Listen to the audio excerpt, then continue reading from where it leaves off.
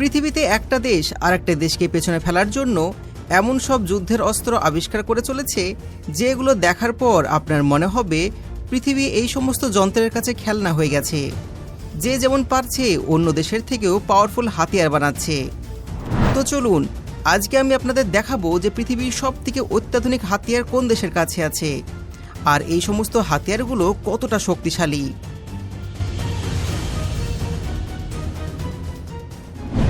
S-500 প্রোমেটে এটা হলো রাশিয়ার তৈরি একটা অ্যাডভান্স এয়ার ডিফেন্স সিস্টেম।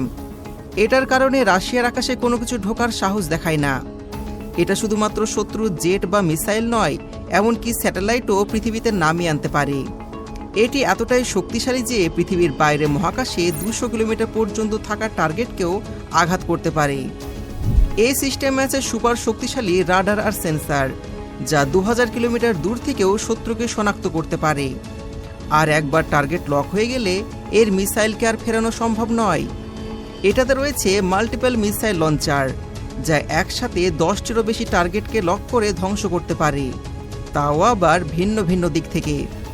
সব থেকে বড় ব্যাপার হলো এটা আমেরিকার বানানো সব থেকে উন্নত সুপারসনিক মিসাইলকেও ধরতে পারে।